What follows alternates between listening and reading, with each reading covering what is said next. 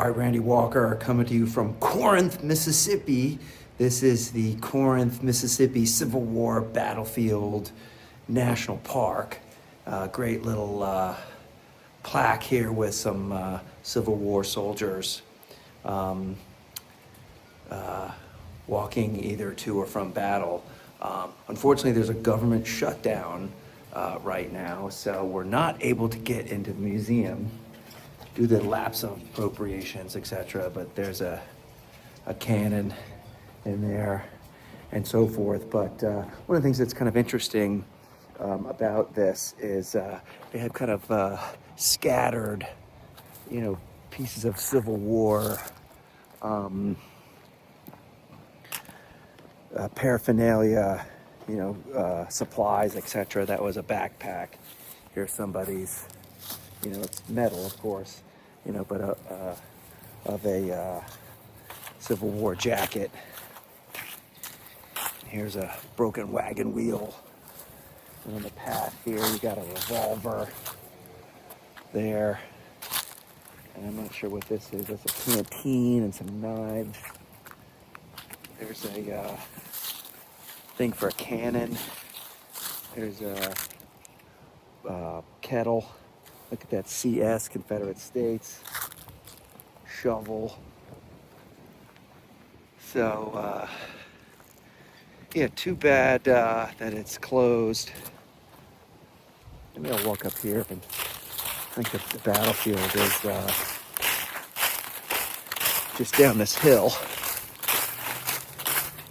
But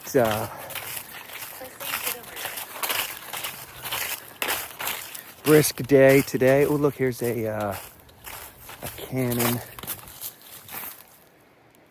right there.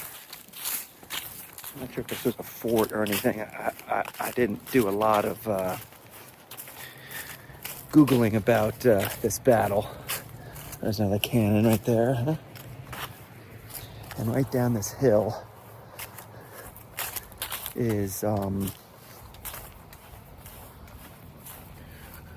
where the battle was.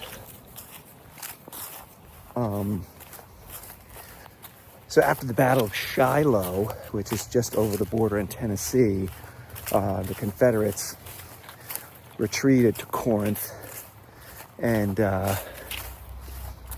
were not immediately pursued by the Union, but eventually pursued. And there were some battles, although not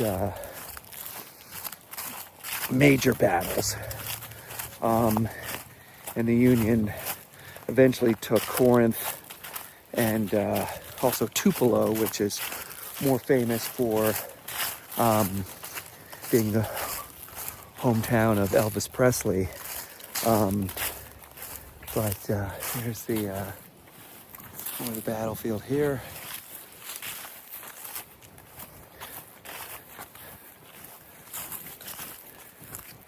William Rogers, Alabama. First, I can't read it. It's too faded. I believe the battle was right down here. But there was a siege of Corinth, and there was a major rail line between here and Memphis. And one of the things that I had read previously was that during the siege, the general in charge of Corinth, when the trains would come in to Corinth, they actually were evacuating the city, but they didn't want the Union soldiers, the Union Army, to know that they were retreating. There's some more cannons in the background.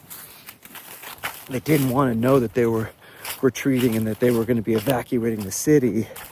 So every time a train pulled in to evacuate more Confederate soldiers and supplies and so forth, the general ordered everyone to cheer, so then that the Union soldiers on the other side of the the battle lines could hear the cheers, and they would think that the Confederates were being reinforced and that the morale was big and great, and that they were gonna, survive the siege and become victorious. But actually the trains were evacuating the soldiers out of the battlefield. So anyway, that's kind of an interesting little strategy there. So anyway, I'm a history buff, so I like to visit these places. I'm en route to Shiloh, and we'll see there. Unfortunately, it's government shutdown, so we won't be able to go into the buildings, and it's freezing cold. So anyway, just a little history lesson here from Corinth, Mississippi.